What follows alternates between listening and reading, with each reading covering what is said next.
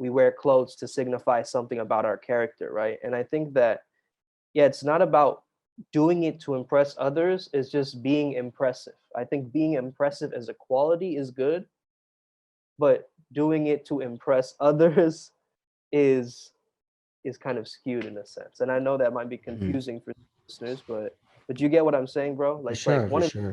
and one is like approval or like wanting it to happen. I can't think of another word, but yeah. One of them is like you go to a circus, right? Like you went to the circus and the performers are doing their show and they're like, this is me. I'm doing my cool shit, right? And the other one is like you get stopped in the middle of the street by a homeless person. Hey, go on. Let me show you magic. Let me show you magic.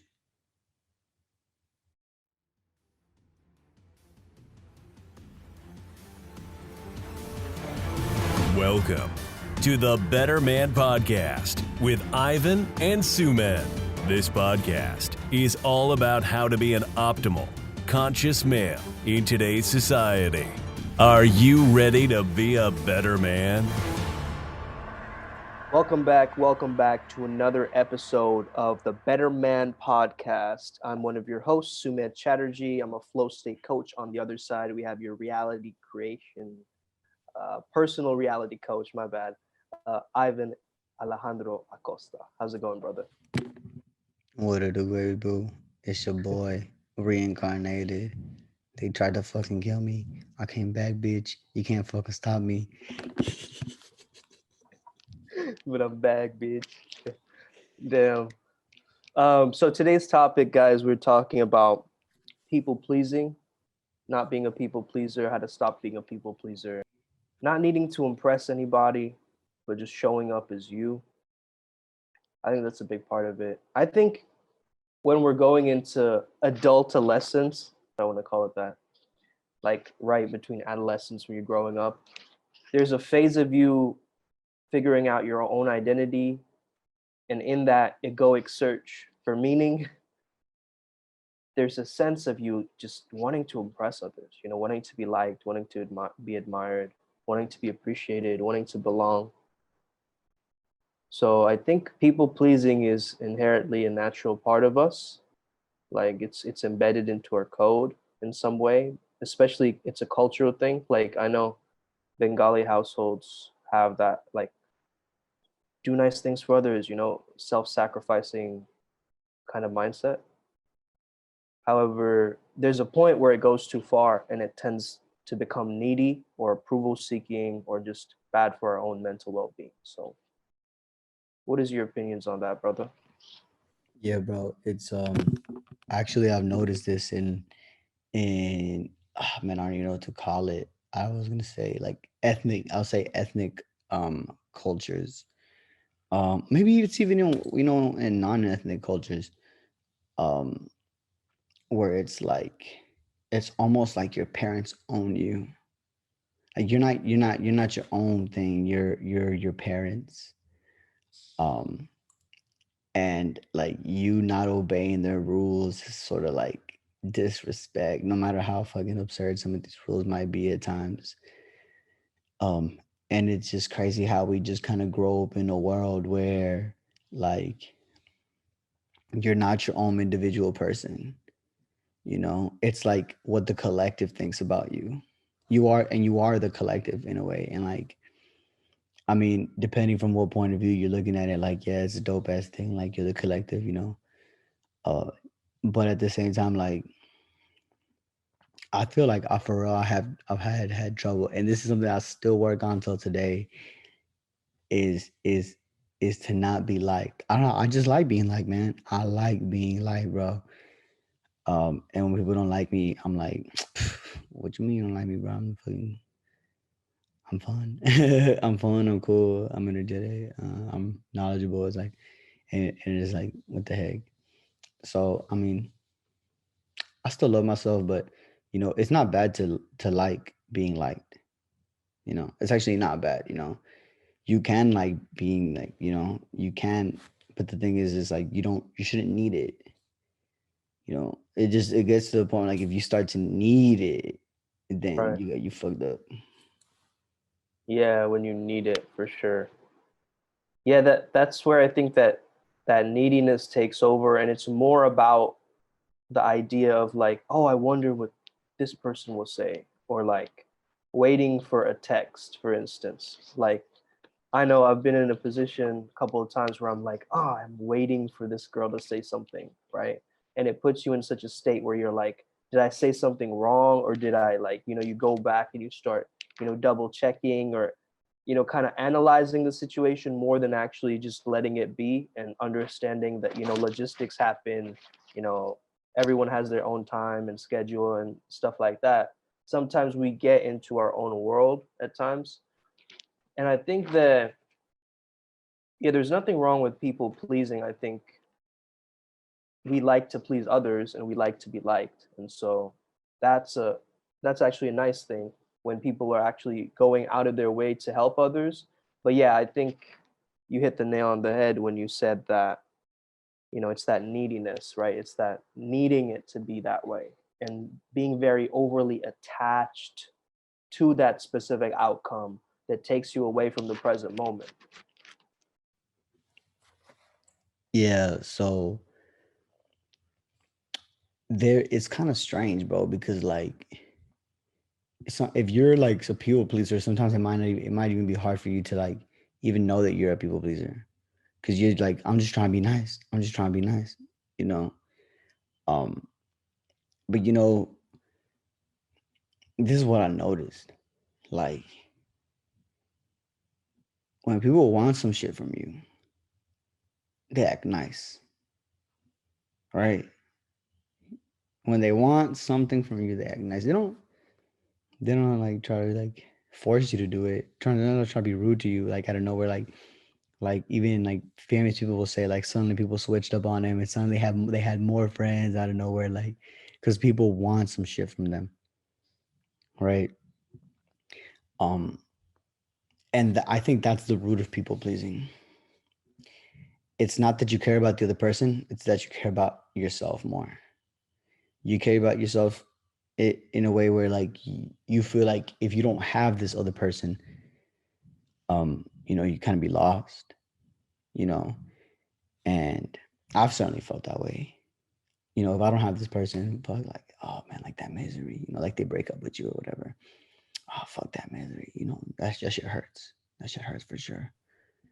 Yeah, it's also because we attach our identities to the other person, so it's like, a lot of the time that you spend with another person, it's like that becomes a part of your memory, and your memories then become a part of your identity or your personality over time, right? Because that's the most thoughts that you're having with them, and so it's like, yeah, we tend to form a personality with that other person, and so it becomes kind of shattering to our own egos when we leave it, right? Because then a lot of people, man, after a breakup, they try to change themselves. I'm gonna dye my hair. I'm gonna get a piercing. Like, I'm gonna get a tattoo. I'm gonna try to, I want to be different. I want to change my ego around, my persona around in some way, because I'm not that same person. And I think that, yeah, at a level of it, we do want to leave that in the past, but sometimes it's like, yeah, it comes back. That feeling for sure.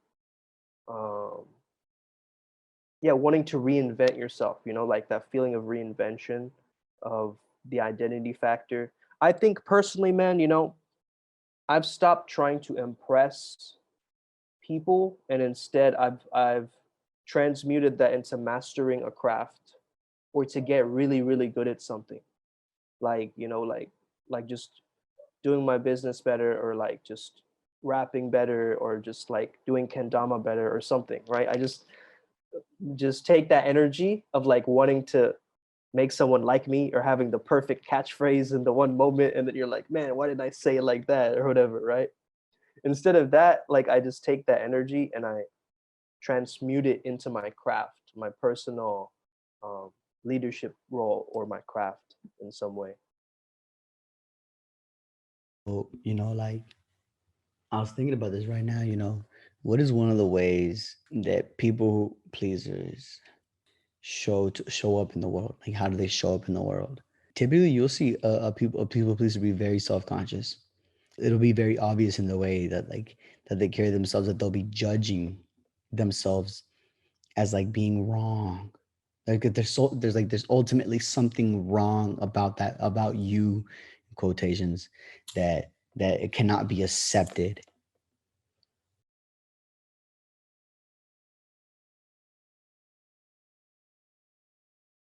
You know, to the point where you have to be liked, because if you're not liked, there's obviously a really big problem with you, you know. And like let's just say you go out, right? And I think I still like to dress nice. This is the thing, like I still like to dress nice. Just because you like to dress nice doesn't mean that you're somehow like a fucking codependent, you know. But the difference here is like, when I dress nice, right, then sometimes I'll catch myself being like, oh, I think they'll like it. They'll think I look cool if I do this, right? Whenever I catch myself saying, they'll think I look cool if, I'll be like, all right, homie, you gotta do it for you. You gotta do it for you, you know? So then it becomes like, dressing myself becomes about how comfortable do I feel, and how do my clothes express my inner thoughts, versus what kind of thoughts I want other people to have about me. It's more like, what kind of thoughts do I want to have about myself? Totally, man. Yeah, I think the clothes sometimes make the person, in a sense where they they remind people of what their personality is, and so it makes it easier for you to understand that, okay, that person is high status because they're wearing a suit, like that person is more you know a little bit silly, so he wears a bow tie or whatever. Like I don't know, I'm just making a kind of generalization there, but it's like the clothes are symbolic in terms of what it means, right? And so I think that we as people want to be understood, right? And so generally, like, we wear clothes to signify something about our character, right? And I think that, yeah, it's not about doing it to impress others, it's just being impressive. I think being impressive as a quality is good, but doing it to impress others is is kind of skewed in a sense. And I know that might be Mhm. confusing for listeners, but you get what I'm saying, bro? For Like sure, for one is, sure. and one is like approval or like wanting it to happen. I can't think of another word, but yeah. One of them is like, you go to a circus, right? Like, you went to the circus and the performers are doing their show, and they're like, this is me. I'm doing my cool shit, right? And the other one is like, you get stopped in the middle of the street by a homeless person. Hey, come on. Let me show you magic. Let me show you magic. It's a great example, man. Yeah, for sure. The hungry don't get fed. Have you ever heard that term? Damn. No, I didn't. But Yeah, I always knew that people like to work with winners. yeah. The Winner's Effect is a great book. I started listening to it a while back. It just says how, winners have that feeling of dopamine and testosterone, like they keep creating it, like they create a winning streak, right? So the more you win, the more likely you are to win, in a sense. So yeah, that's very true. The rich get richer, right? It's just the You same know, idea. actually, though, what my biggest people pleaser issue was, Mhm. it was that I wouldn't tell people they were wrong, right? Like, I wouldn't, and like if they would say something, um, what they thought about me or whatever, or or like, I'll give you an example that's better. The way I handled a recent interaction with somebody was like, who wasn't adequately respecting me, is because I was telling her about my girlfriend. I told her that I told my girlfriend, if you can break me, you should leave me. you know, in terms of my philosophy. If you can break my philosophy, you should leave me. And then she was like, oh, that's so dumb because anyone can break you. Even I can break you. And and and naturally I would have just been like, no, that's like, okay, sure, whatever. I mean, that's not true, right? But the way I handled it instead was like, hey, you know what? Um, that's actually very not true because I know what I've been through and I know the things that I've done, right? So I'm here defending myself from a higher position, telling you that that's not who I am, right? And I feel like that Yeah, was really nice. that was nice, man. That was a great handling of a quote unquote shit test, right? And like a lot of the times that we'll be, you know, throwing different tests for our own character and our personality, and it's up to us on how we respond. So that was a very, I think that was a very stoic response, in that you didn't sort of like let the rage of that moment, you know, you didn't react impulsively to say yeah whatever, like, you know, in that first initial way. Mhm. And so you took the time to create the container, and then you're like, actually, you know what, like, you know, and you answered it in that way. So I think that's really cool. That's a great example of something that people can actually apply, which is Yeah, great. I mean, when you're uncomfortable, you like you need to speak up. Like let's just say, like whenever I lost your mom's key, to the house, um, I mean, eventually we found it. You know, we found the key, right, which is good. But because she was kind of upset about it, you know, and she would like bring it up a lot, right? And the way I handled that, because that made me uncomfortable, you know, like, you know, I wasn't like, you know, I felt bad about it, and it just kind of started saying like you're making me guilty again over and over and over again, right? So what I said was like, hey, you know, I would actually appreciate if you would stop bringing that up, you know. And you totally have the right to say that. You totally have the right, like, you don't want somebody to say that, you know, and you have the right to stand up and say, hey, you know, that makes me uncomfortable. Yeah, totally. So a lot of the times we don't bring up what makes us feel uncomfortable. And I think that's a big deal for any empath people pleaser, you know. It's like that needing to set loving boundaries. I call them care frontations, right? So like a caring confrontation. Um, so instead of it being like this harsh thing, right, you're just kind of like, it's like what you would say a soft control, right? In your own words. So yeah, it's kind of like a playful yet serious vibe, which is actually charisma, right? That's what charisma is. It's not too playful, it's not too serious. It's right in the middle. Flow And state. flow state. And so yeah, that's how you create flow state in terms of people pleasing, guys. Just become charismatic.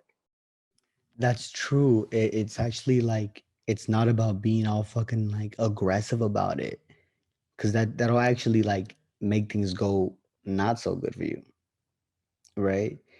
Um, and you just doesn't feel good either. Like internally, those emotions, like they're not like if you respond in that way, it just kind of like it's just like it over it. Oh, you were almost like too engaged in a way, like you cared too much.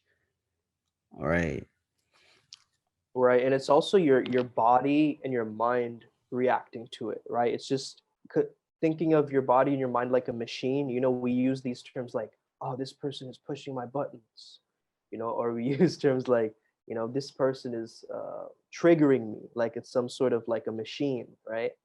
Like you press this button and you react in this way, like you pull that string and you go this direction, something like that, right? So I think that instead of thinking of it like that, like we are machines being controlled like a puppet, I think it's more important to understand that it's just your body being triggered. It's just your mind being triggered. It's not your soul being triggered, right? Your soul is eternal and it cannot be, you know, it's impenetrable, it's untouchable, it's fluid, it's invisible. And so nothing can happen to that. So when you get triggered, just understand it's the character in the video game getting their buttons pushed, and like reacting, and you're just the observer kind of watching that happen. And I don't know, that mentality has really helped me, you know, because it's like oftentimes we get triggered, and it's like our body's natural reaction to get triggered over a specific thing. We all have our very personal triggers, right? Of like what we feel like is a soft spot or a point in us where, you know, if you push that button, it will bring up some bad memory, or it'll bring up like a trauma or something like that, right? So it's up to the individual to, yeah, first of all, bring it up, right? First of all, bring it up to the other person, be like, oh, this is not cool, or like, I don't appreciate you speaking about this anymore. It brings up some bad memory, or in a way, you don't want to sort of just blurt it out either. You want to basically take ownership of your feelings. Yeah, I think that's the right way to say it. Taking ownership of your feelings. Yeah.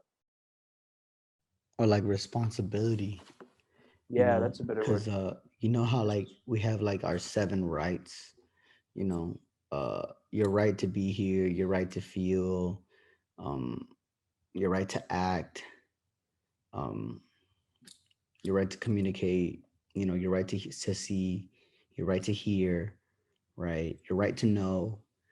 Um, at the same time, we have the responsibility to know, and the responsibility to hear, and the responsibility to see, and the responsibility to communicate, and the responsibility to feel, and the responsibility to be here.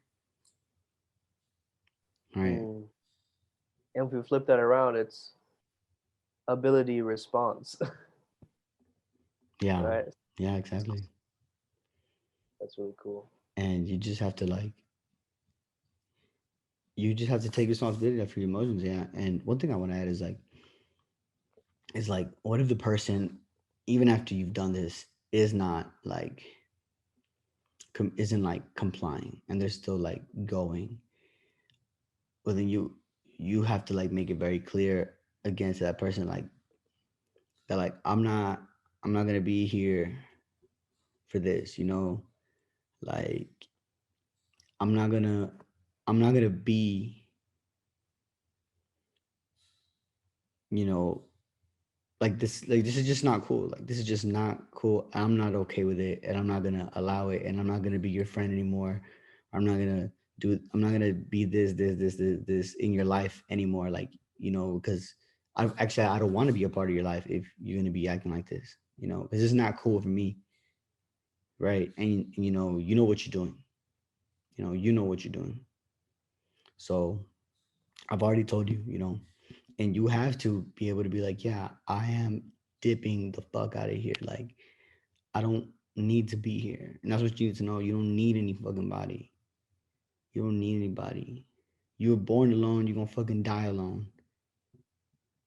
Yeah, man. And the thing is, like, you know, that thing that you said about like just stopping it before it goes too far, like, you know, being able to just, you know, notice that it's coming like a volcano, and just being able to state your claim or state your boundary, like, this communication is invalid. I'm not gonna, you know, listen to this right now. I would rather it that we don't have this argument for the 17th time, you know.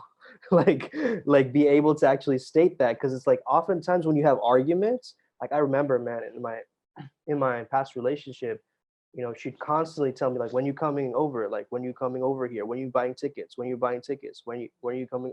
And it just got to a certain point where I was like, I'm not going to have this discussion anymore, you know. Like, I'm when I do it, I'm going to let you know, but don't tell me every other day, you know, that you keep wanting. Of course, it's coming from a place of love. Like, I understand that obviously she wants to be around me, but at the same time, it's like it got to a certain point where I was like, man, this is so irritating. You know what I mean? Like every other day she would say the same, and it's the same argument. There was no other argument, you know, it's just like one point.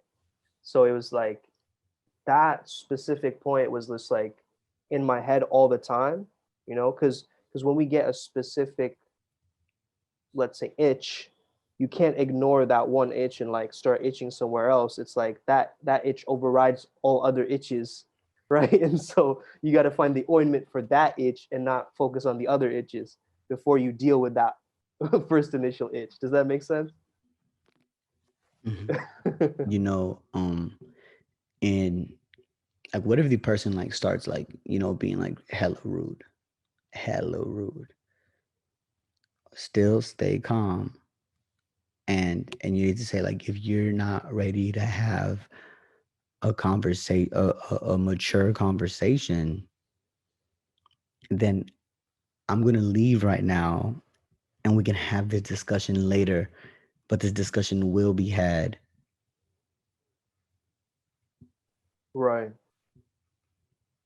Yeah, man. And the thing is, like, I noticed that my kind of style of being in a relationship is very much in the zone, right? Like I'm a flow state guy, and so in the sense, like I react to issues moment by moment, whereas some people, they think very chronologically. Like on December 15th, 1982, like I did this one thing that,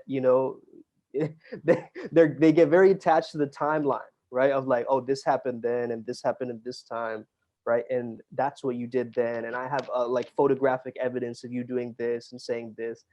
I'm like, I'm not really like that. You know what I mean? Like, of course, I have elements of that, but I also very much respond in the moment. So in terms of understanding that dynamic in my own partnerships, like I understand that I've got to pay much more attention to the passage of time and noticing that to kind of balance myself out in a sense, right? And not relying on that other person to give me a timeline for things to happen. So um For yeah, just sure. just being mindful of that. Yeah. Your style. Um, yeah. And actually, there's a memory that came up for me, and we was having a conversation with someone about religion, and I was like, my view is like, that the room I'm in is God, the clothes I'm wearing is God, that's my view. I've taken God to that point where I understand it like that. And she was like, oh, that's so stupid. That's so stupid. That's not true. You can't say that God is things. This isn't what God is. This is not what God is. Right. And then she just That's a stayed quiet. bro. That's a great impersonation of whoever that was. And at the time, I was like, "Well, damn, why the fuck you so goddamn triggered? You don't even fucking know the universe." And I was like, shut the like in my head, I was like, bruh, you gonna tell me you fucking know God personally so well that you gonna tell me that my version of God is not true? Shut the fuck up. Because for me, I have a difference between the Most High and God. To me, these are different. And actually, in the original Bible, it was different as well. There was the Most High, and there was God, and there's Jesus. Oh, Um, for real? for real, for real. And but like they use like hella. They write it in like Hebrew. Um, um, and it's hard as hell to pronounce too. It's a crazy name. But yeah, so then it stayed quiet, and I was like, okay. I was like, how can I make the situation better? Now, I wouldn't say in that moment I'm being a people pleaser. I think I'm just being mindful of my relationships, right? And I'm smart enough to know like, yeah, I'm gonna be around this person a lot, right? So like I don't need to just to have some sort of like fight or whatever, be like at odds with each other, be enemies or whatever. So the way I handled it was, it was like quiet, right? We're in the car, and then I'm like, you know what? Hey, I wanna thank you for that moment, you know, because I feel like I learned a lesson, right?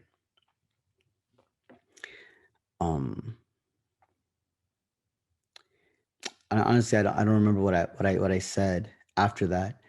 But I do remember that is the way that I started it, which was like saying thank you to the person, you I know. really like because it's like you're transforming anger into gratitude, and I think that's a great just a great tool, right? Instead of apologizing as well, it's a great tool. Like instead of, we know the example, which is like, instead of, sorry, I'm late, thank you for your patience, right?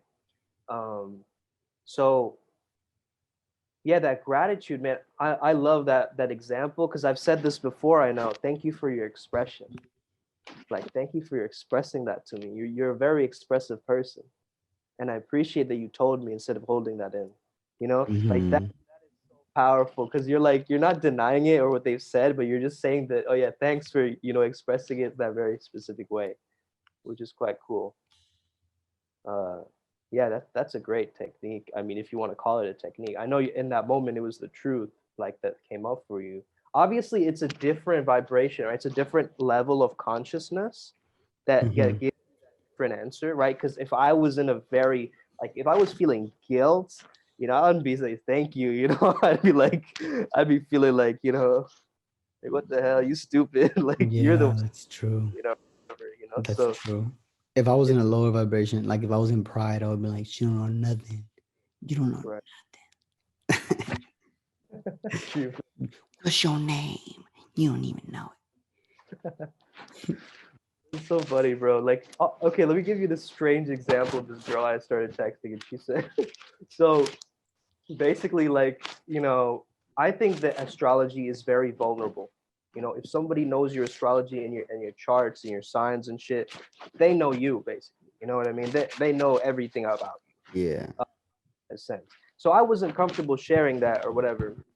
And so that I was like, yeah, you're clearly a Scorpio because you got that energy or something. And then she was like, oh, but what's your Mars in? And I don't know. I was kind of like flirting back and forth. I was like, I'm not sharing that with you or whatever. And she got to this point where she was like, oh man, like, you first, right? She kept wanting, like, she did not want to go first. Like, and I think that was maybe an issue with her and maybe her past relationship or something. Like she doesn't allow the guy to take the lead or whatever. Because I told her so many times, like, share it with me first and then I'll go. But then she's constantly like, no, I'm not going to do that. Like, I'm putting my foot down, kind of thing. And that energy to me was already off putting. But what she said afterwards was also very strange. She was like, oh, I don't think I like you changing the topic right now because you were gaslighting me earlier. And I was like, what? Like gaslighting it? Like, first of all, I don't even think you know what gaslighting means because that was not gaslighting. You know what I mean? Um, but second, I was like, yeah, I think it's better for us to not speak anymore. Because this energy is not something that I want around me, and blah blah blah. But it's so silly because it's just a small example of, right, like sharing your astrology or whatever. But I thought that was a very interesting dynamic of, it's like the ego clash in every single relationship that you get. It's like, oh no, you first. Oh no, you do it. It's like, oh, you said something bad about me. I have to say something back now. It's kind of this this quality, or I don't know if I even want to say it's immaturity. It's just this natural instinct of wanting to retort back to something negative or a criticism that you've said. Like like if somebody insulted you, like you want to have the better comeback in that moment, and so you like you want to win in that scenario. And so you think of like many different ways to try to say something back to them. um it's kind of that mentality or that energy, right? So but when you notice negativity coming your way, or there's a misunderstanding or confusion or miscommunication in text or whatever, I think it's better that you just keep a clean communication line and just say what, like, tap into your heart and just say it from there. Like, that's always been super helpful to me because um now, of course, I just want to clarify, guys, that does not mean to write, an extended essay of like poetry to a person where they're showing very little interest to you. That's not what I'm saying. But I'm saying, like, having an answer which is going to be a lot more genuine. And oftentimes I've switched over to voice message nowadays because I just don't like text. Like, just, there's a lot of miscommunication with words and emojis and stuff. But when people can hear my genuine vibe that I'm coming from, I've noticed there's a lot less confusion and that people pleasing nature involved with that, because people can actually hear the intention and the authenticity in your voice. If that makes Mm-hmm. sense. You know, my favorite comeback is to whenever people like say something mean to me. Your mom. No, I don't know what it is. What is No, it? no, no, no, no. Here it goes. Ouch. That wasn't nice. I thought that was rude. Mm, That is called communicating from the heart, hmm right? If you communicate from the mind, you're over here trying to come up with a fucking I something to still say, some like trash to talk about, you know? when you said that though. I feel like that would be a great voice message too. Because if I read "ouch," that I wouldn't get that same effect. But now that I hear you saying it, there's like a badass vibe to that. What I mean is like, ouch, that was really rude. It's like different just reading it like OUCH dot, or whatever. There's a different vibe to it. So I think, I don't know. I really like that. I know I've gotten that from AZD before because oftentimes he'll text back and forth emojis and stuff. And then there would be a certain point where he introduces his voice because he feels like the woman deserves that to a certain extent. Like, you deserve more of my communication because you've ticked something on my checklist, or you've done um, something which aligns to my values in a sense, right? Or um, you feel a certain kind of vibe or frequency. I know, like, I don't know, it's different with every person. It's different with every person. However, yeah, I've just noticed that it makes such a difference that people actually hear your voice. And I think in the future, that's going to be one of our technologies. Like, just audio is going to be so much bigger than like just chat by um, text and stuff. I think it's going to be huge in the future. Just like from things like Clubhouse, that are coming out and stuff. I'm just getting a download for that. Like, our voices are going to be used, like Yeah. podcasting. Hey, bro. How would you define people pleasing?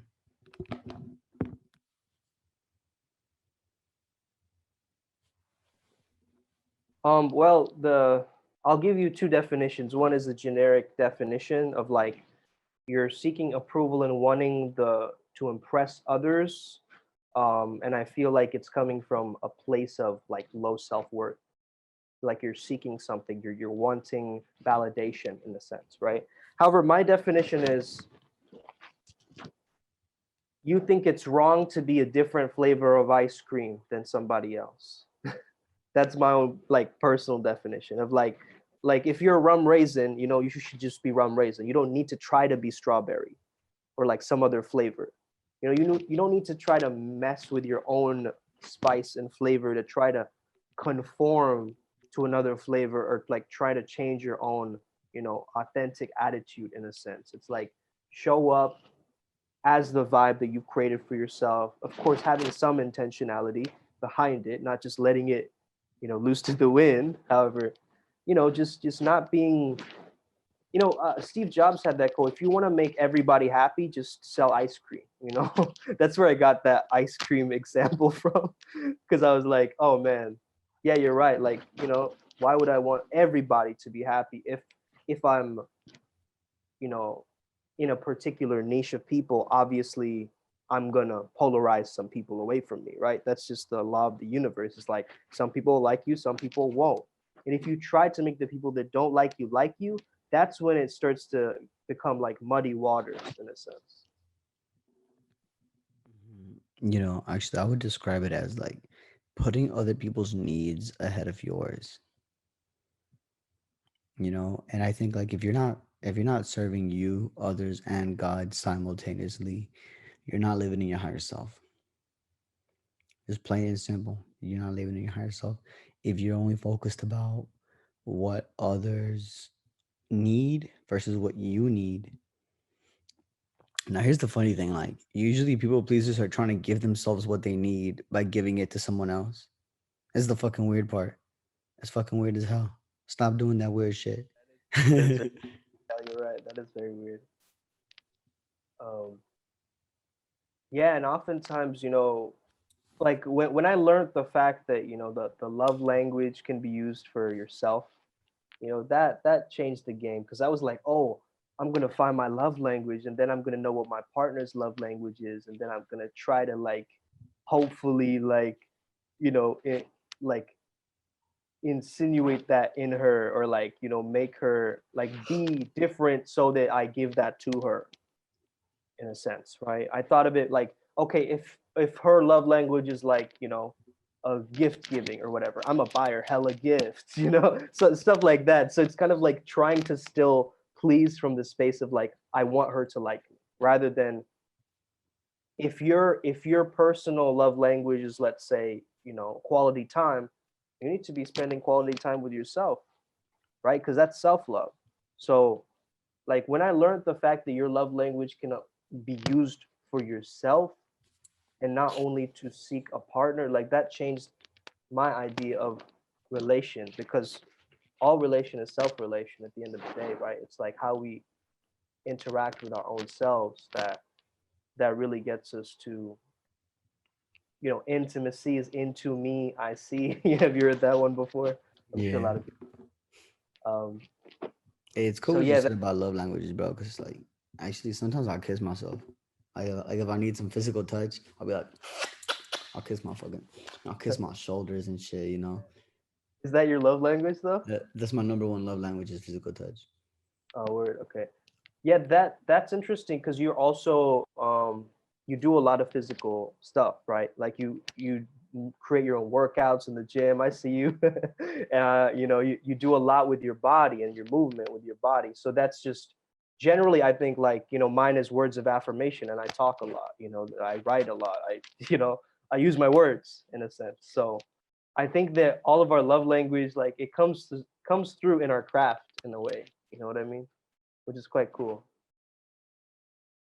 Yo, by the way, it came to me why people pleasers are trying to give to themselves by giving back to others.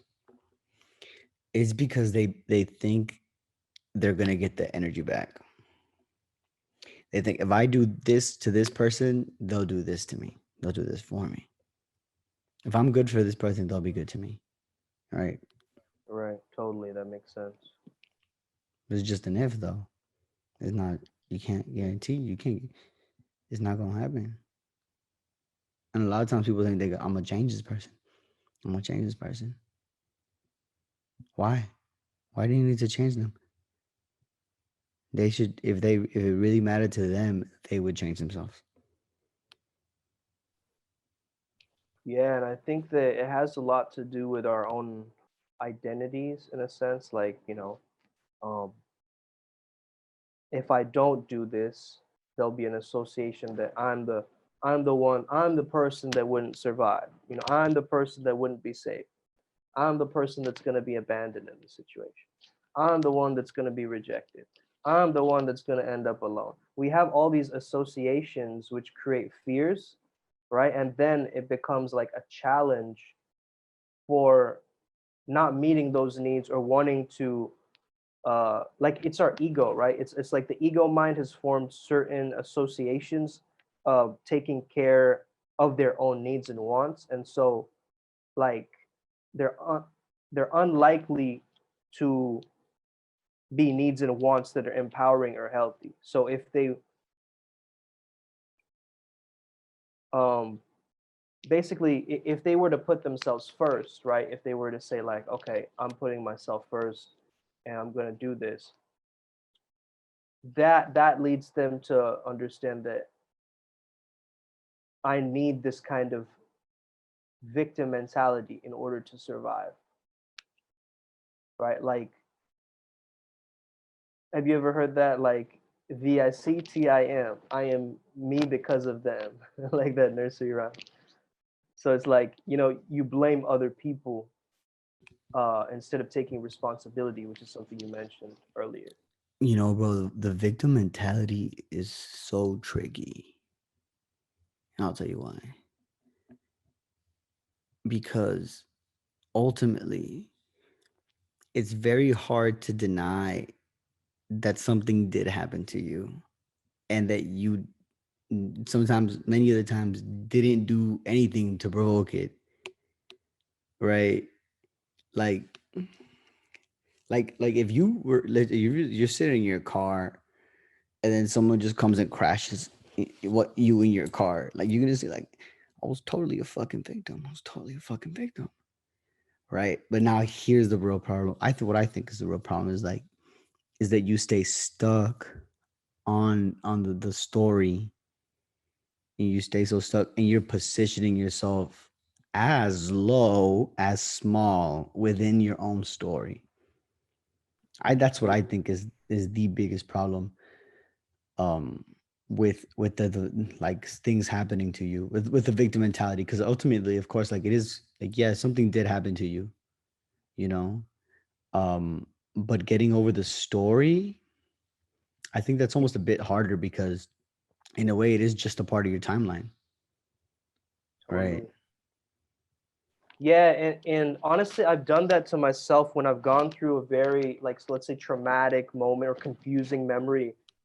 In that moment in time, I've chosen to give myself the empowering storyline of like, yo, this is the chapter in the book where you feel alone. This is the part in the movie where you're going to take time for yourself to heal. You know what I mean? And that's really helped me because it's given me the bigger picture perspective rather than just zooming into that one moment, right? And just being like, oh, this is what defines me now or something. Um, that is just a blip in the cosmic calendar, right? And it's not the whole, supernova of everything. Yeah, and I think also, like relabeling things, you know what I Yeah, mean? I don't know, like, let's just say any one of my experiences, I hella um do that. where I had to relabel something. Well, I had to like relabel it in a way that favored me, where it was like, it was almost like I chose it. That's the one that has always empowered me. It was like, yeah, I chose for it to happen like that. I chose to go through that before I came to Earth. I had made the decision what kind of life and experiences I needed to have, and that was one of them. That That's decision was already made long ago. It just right. was just waiting for it to happen. And That's in when that I way, like, you give that power. Like, who the fuck has the power in that moment? It's like you. exactly, man. It reminds me of the Stoic principle of amor fati, right? Like I love my fate, which is like this idea of like, yeah, it's meant to happen for you, right? It's meant to be like that, and so I'm gonna have to learn to deal with it in a way where it's not constricting me. The obstacle becomes the path, right? It's like that's the thing that will actually make me better. Like that's the thing that will, I chose that suffering to create my character, right? Yeah, and it's like Ryan said the other day with his affirmation, was like, anything that happens to me is here to help me. And you know what? It's so true, because, like, you could be repaying old karma, you know? That could have been something that you done, and you did something the best, and you're like, okay, well, now I'm going to come and live a hard life. It's going to be very difficult for me. Um and in that way, that is helping you, because then that karma, the circles, and it circles over, and then you can finally step into a new life and a new beginning, right? You had to go through it. There's so many people that have come to Earth, especially like if people have heavy karma, like they'll be born into Africa, because it's hard as hell over there, bro. It's hot as fuck. There's less resources, or that's pretty generalization. There's also a lot of really beautiful places in Africa, and a lot of buildings and shit like that. It's not just huts and mud, clay, places like that. um but it does get hard over there. There, it's very obvious. We've seen it. So people get born into that life, and it's like, okay, all right, then I came to experience this hard fucking life. Yeah, we're all given a certain deck of cards, karmic cards, which we're gonna have to deal into the game of life, right? use what you have. You know, resourcefulness has been the best teacher for me. You know, like use what I already have. Like make use of that, like cherish that, savor that, and utilize it. You know, in psychology, you know, when it started first, it was all about structuralism. And structuralism is basically like this idea of explaining your senses. Like, oh, I feel this way. It is very subjective, right? It's like, oh, my toe hurts or whatever. It's like describing what already is, right? And then functionalism came along and they were like, okay, yeah, you feel your toe hurts, but how do you use that to better yourself, right? So the usability and the pragmatism of that, like being able to use the hurt or the pain or the sensation or anything else, like that became a huge part of how psychology evolved, you know, over time. So it's really cool to not only just feel things, but how do we use that feeling to better ourselves? Because I think sometimes feelings are just signposts of like you're not going the right direction or you're going the right direction. You know, the thing that came to me was like somebody having a question like, oh, but what if I'm in this situation? And they have some sort of situation in their mind. What many people go through, and fuck, this is something we covered in Genius Days. If you guys show up on Sunday for Genius Days, we said, oh, fuck, bro, I lost my fucking track. What was I talking about? Oh yeah, people will say, is this or that? Why does it have to be just this or that? Yeah, all or Right. nothing. That's And, another and one. so people will say things like, um, you know, like they think it's like either be nice or be mean. That's totally not true. It's all about who you need to be in that moment. It's not about, oh, I'm a nice person, so I said it, so I do it. You know, when you identify yourself as a nice person, right? Then like you won't do things that would seem rude because they're not nice. AK stepping from your fucking boundaries when people are overstepping like a motherfucker. You know, Mhm. you need to push back hard. When people are pushing harder than you, you need to push back hard. That's just the way it is, bro. It's just the fucking way it is. Um, True. And like the flow state of that what you just said, too mean, not too kind, or yeah, kind, I guess is the word. Not too nice. Yeah. Um when I looked up assertiveness training, you know, assertiveness is like exactly that. It's like not too mean and not too nice. It's like right in the middle.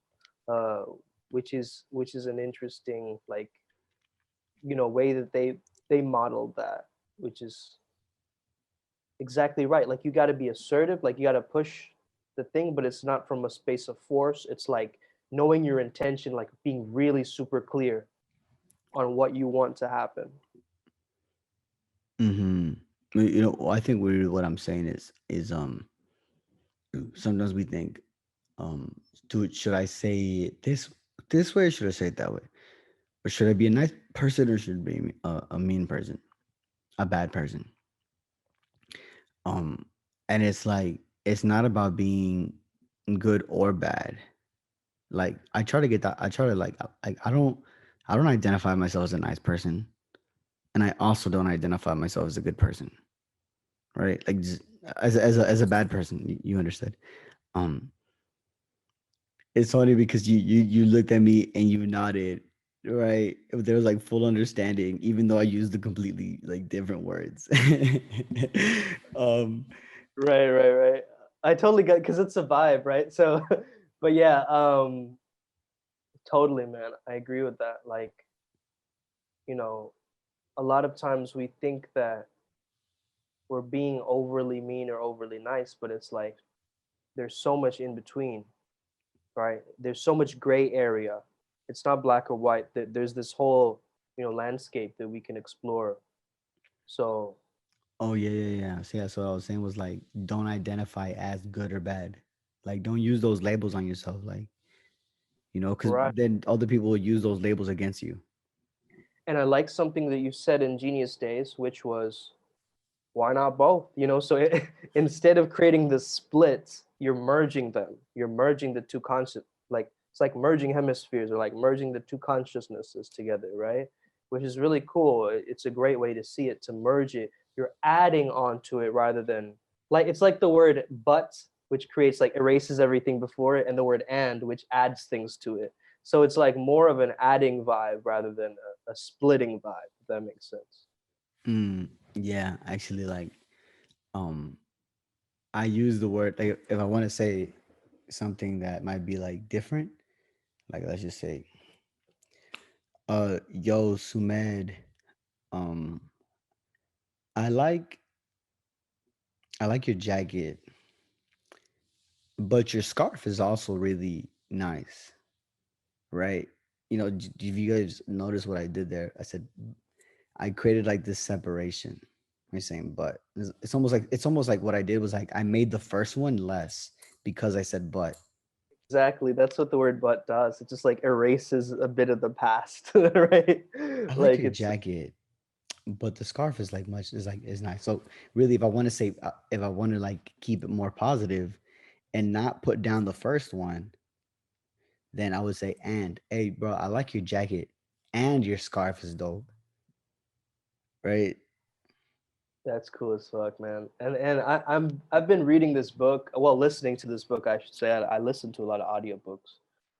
It's called Unhackable. It's great for people who want to enter the flow state, because basically what the guy mentions is that we're all being hacked. We're being hacked in terms of our minds. Our minds are being hacked by different, you know, am I still there? I think it cut off for a second. Can you hear me? Okay. Um, yeah. So basically, Unhackable is this book which was mentioning in chapter one. It was mentioning saying up until now for the negative statement you're gonna say.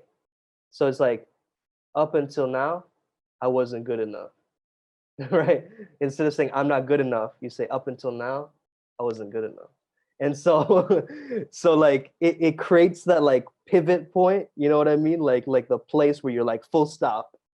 And I think that's so powerful for anybody, because it's like, yeah, your words create your world, right? So if you're like, I'm a people pleaser, let's use that as an example. Up until now, I was a people pleaser.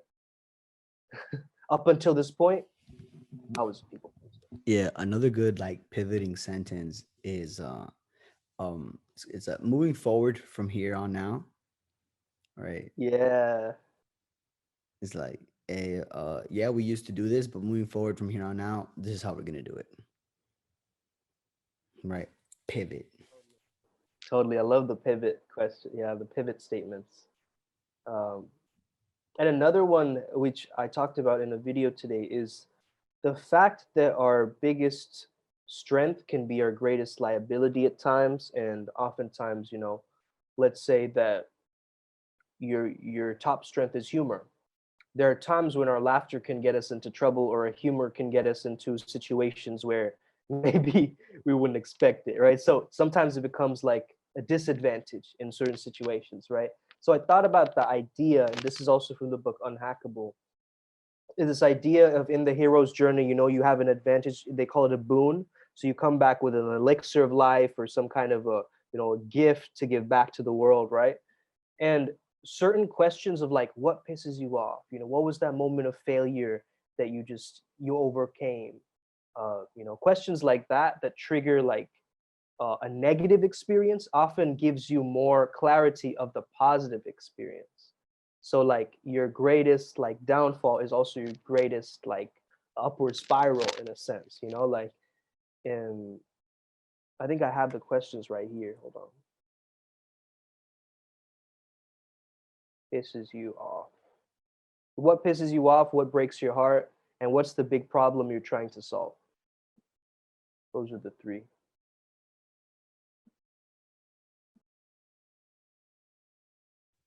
Bro, you know how they say like no, in this universe there really is no up, down, left, right, like there really isn't. it's only relative. Like we use it on Earth, to move around, but in like space, like there is no up, down, left, right. Like actually, maybe you could do left, right, but like I guess it's like you turning. Um, and up would just be like you looking up, but are you really looking up? Like if you're facing down, but your head is extended, are you looking up? So it's just like, But you know what trips me out, bro, is that scientists still don't know what the fuck consciousness is. They're still guessing in this motherfucker. You know what I mean? Like that's really trips me out because it's like we could be anything, bro. Like I don't know. yeah. 1 second, bro. 1 second. So what I wanted to say was like, we don't know. Like at the end of the day, it's almost like we don't even know what direction we're going in. You might think that you're going up. You got more money now. Oh, you're up. Oh, you got a bigger house. Oh, you're going up. Is it up? Is it up? You've got more taxes to pay now.